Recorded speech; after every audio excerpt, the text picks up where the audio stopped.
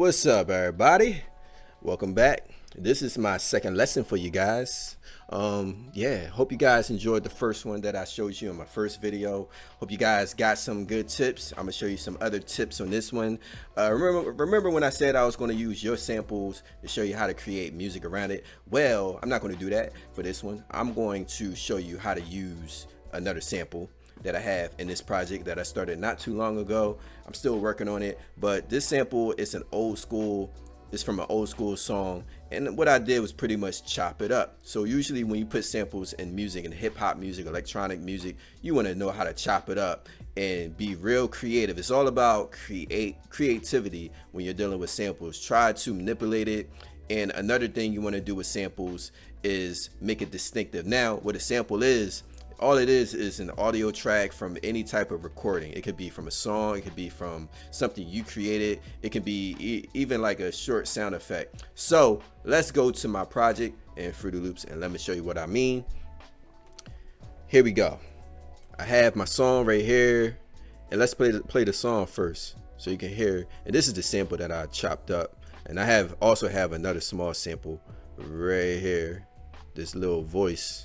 I'll play that right now for you. Yeah, spice up the track. All right, so let me play this. So I got the intro right here, then it's gonna go into the verse, and I'm gonna skip ahead to the hook.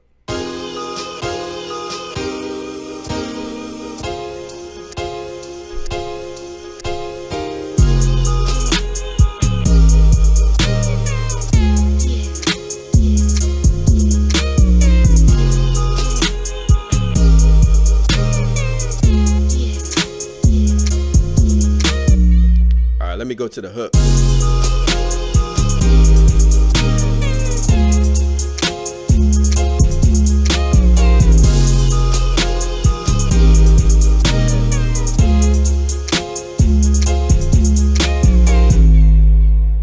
All right, so there you go. So let me show you how I chopped up this sample. And before I do so, let me just say there's so many different ways to chopping up samples in music. All producers, they have their own style of chopping up samples and putting it in their music. I will say this, one way to chop up that some people may do it, and you can do it in this software, and I'm pretty sure you can do it in most other softwares, but you can put your sample and chop it up in a piano roll itself. This is what this sample looks like in the piano roll. So some people, I won't show you how to do that in this software because it's different from all other softwares. But here's the chop up sample. Now, I don't like doing this for samples like this that's coming from a song because you're going to hear the choppiness itself. Like I'm going to play right now.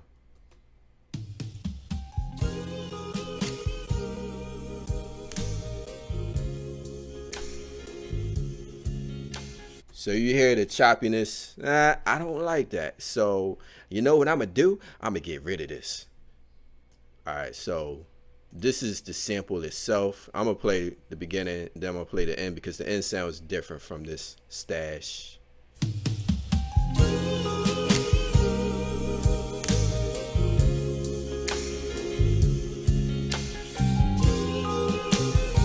All right, here's the end.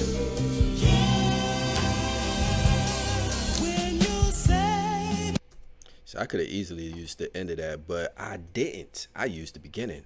So let me show you a fundamental way of how, I may go about chopping this up and how I actually did chop this up. First thing is first though, a lot of times what producers will do is they'll find the tempo of the original sample. There's different ways of doing that. You can tap the tempo of the sample. You can find it that way. Tapping the tempo is when if you have a software like Pro Tools and you play the music and you're tapping, I believe it's the T on the keyboard, you can actually find the tempo. There's functions and you can find the tempo of the track. That way it makes it easier for you to create the music around the sample itself. The other thing is, it's good to find the key. If you want to play music on the keyboard, it's good to find the key of the sample. That allows you to be able to create music around it a lot easier. But I didn't do that. I just looked for the tempo, and the tempo I got that I created is 128 around the sample. So what I like to do usually is find what I like to call stabs or hits of the music, of the sample, and I just create music around the stabs and the hits of the music. Usually when I say stab and hits, I'm talking about if it's like a kick or a snare in a sample, I'll look for that. Usually I don't like samples with kicks and snares because it gets in the way of the beat that I want to create. I want to put my own kicks, I want to put my own snare into it. But when you're filtering, when you're EQing a sample, you're able to EQ some of that away anyway. I'll show you that next. But I use the beginning, so you can hear this stab, and you can hear it in the either the horn or the piano itself. So you can see it's matching up the wave. I'm gonna play what that sounds like. So that piano stab, I used that, and all I did was I doubled this part right here. I figured, why not double it? You don't have to do that. You could have just let it play on. Let me get rid of this piano. You can use this part of the sample, and you can use a different part of the sample, but I made it easy for me. I just took this out the way, and I doubled the stab and measured it, lined it up to the measure of this track. And I look for another sound that would sound good after this sound. All I'm doing for me is using my ears. What sounds good after this? I chose to get rid of this part right here, but I chose to add this because I was like, oh, that sounds tight, so let me add this. And I made that the next. I lined that up to this line right here, and I doubled that. So that was the technique. That was the technique that I used for this, doubling the short parts of the sample. Now I'm missing some lines, but I'm making it quick for y'all so y'all can see what I'm doing. Let me see where I'm at now. Now that part is, let me see if I can find it right there. Now that stab is not as noticeable, but you can hear it, the bass, that doom. I heard something at least. So I use this section. Let's pull that over, and I triple that. And I'm still following the full 4-bar measure, y'all. So hopefully y'all not getting lost in the sauce, but yeah. And I doubled it right here. So what I did right here was took this part and doubled it. Let's see how close I got.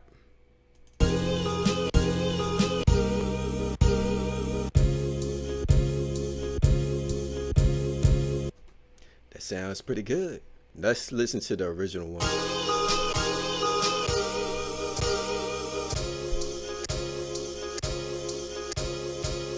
It's right on point. Almost right on point. Yeah, so there you go. That's a technique that you can use for sampling. But like I said, you just want to be creative, create your own style, create your own way of chopping up the sample. And after I did this, by the way, you know, all I did was copied and pasted over onto the next 4-bar measure. Did the same thing, and yeah, added everything around this. So let's go to the EQ. The EQ is all you're doing is filtering out, and all an EQ is, it's a system. It looks like this, and all you're doing is boosting or increasing certain frequencies of the equalizer, whatever instrument you want to EQ. So frequencies, you got hertz, you got kilohertz. There's a lot to learn about that. I won't go too deep, but what you pretty much want to do with samples is cut out a lot of the low end of the sample, because that's where the bass lives, and you don't want the sample to get in the way of the vocals of the lead rap, verse, chorus, whatever, the lead rap vocals or the lead singing vocals. You don't want this to get in the way, so you want to cut some of the highs too, and you want to cut the lows, and that's why this sample sounds different from the other sample. And another good way of being creative is just, you know, like here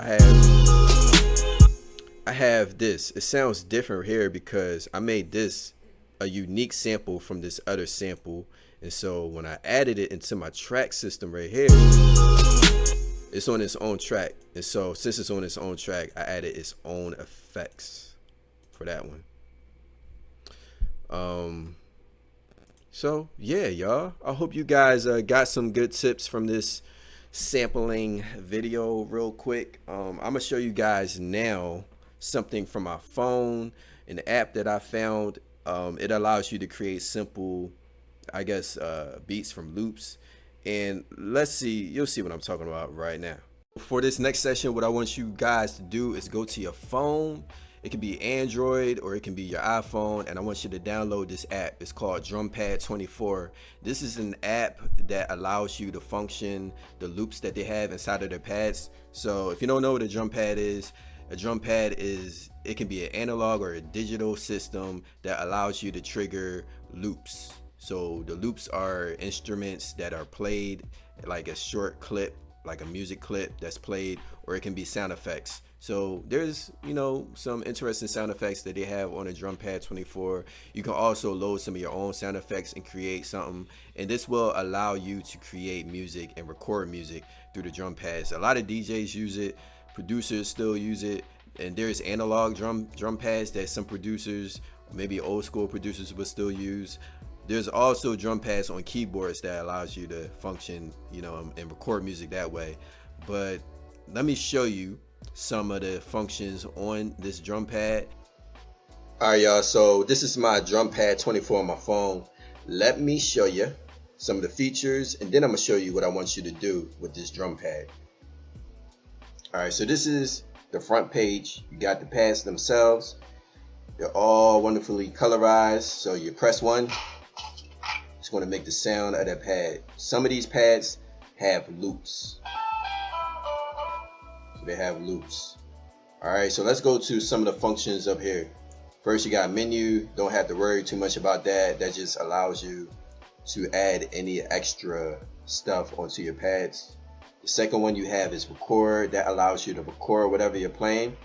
So when you press record, it will start to record whatever you're playing right away. All right, after you finish playing, you press record again, and it will take you to where you want to upload your file. I'm gonna show you that later. All right, next after that you have editor. That allows you to edit your pads. Now notice you have the left side and you have the right side of pads. The left side is scene A, the right side is scene B. I say that because when you go back to your front page, you have, this whole structure is scene A. So you notice at the right top, it's already on scene A right here. You press this, it goes to scene B. So while you're playing, you can go from scene A to scene B and still play. Scene B has its own sounds. Alright, so let's go back to editor. Let's go to some of the other functions. Now it's already on edit pads. This whole thing is edit pads. You press the right one, which is load pads. Load pads will allow you to load up whatever sound you have on your phone, or you can also load up sounds that you record on your phone. So notice the second icon says mic record. You can also record something right here. So let me record something, but first you have to record onto whatever pad is highlighted. So I have this pad highlighted. Now when you press record, it will record that sound onto that pad. Fire. So I recorded fire. Now I'm gonna crop this. You crop by pulling these lines in, and once you pull those lines in, it will automatically go to crop right here. Now once you're done cropping, you press the check mark at the right top, and it will drag that sound in here. So it's in there. Now I do believe I have a pitch shift, so since I have that on there, I'm gonna show you the pitch right here. This allows you to pitch whatever sound you have that's highlighted up here. I'm gonna change it to that. Alright, so the next other options you have on here that's useful, you can color coordinate your pads right here. You can group choke. Now group choke, it's a little tricky, but what group choke allows you to do is group your pads together, but it's called choke for a reason. Once you play both sounds. You can't play both sounds if two of the pads are grouped together. So it's like choking each other. I guess that's why they call it a group choke.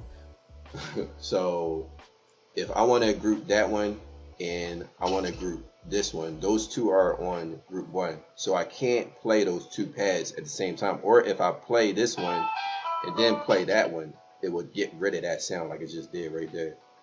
So I don't want group choke. I'm gonna take that out.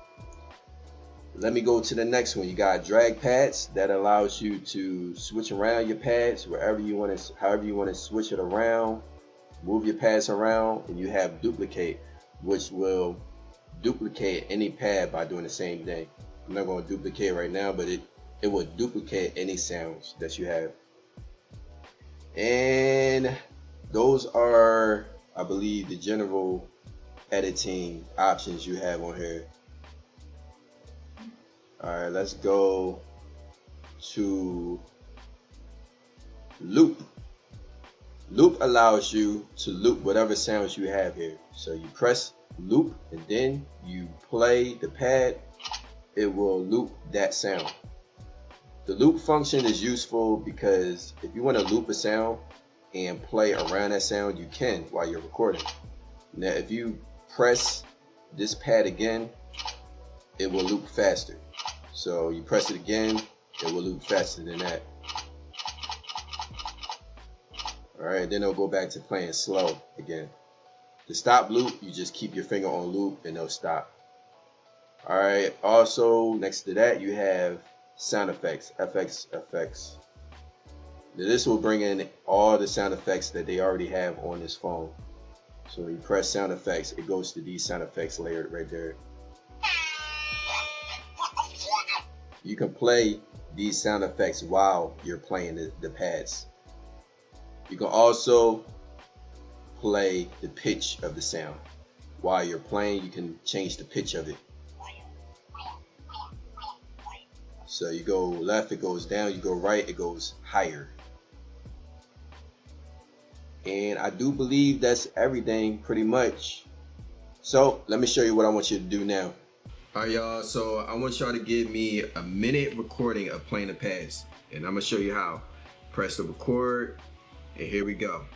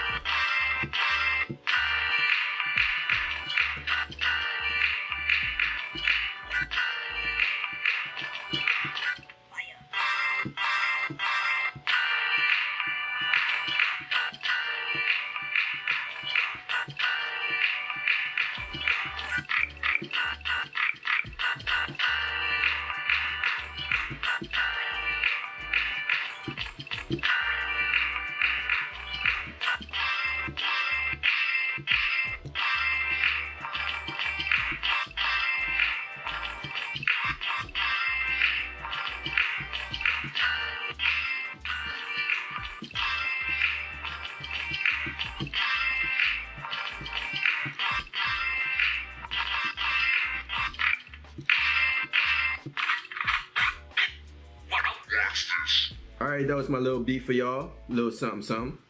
So after you finish doing that, you want to press record again, and that will take you to the upload page. You want to press the last icon to upload it to your email or upload it to your Google Drive, and that will bring up this page. So if you have any other emails besides Gmail, you want to press the email. If you want to just use your Gmail, go here. If you want to save it to your Google Drive, that icon. You have some other options, but you don't need any of these options for what we're doing.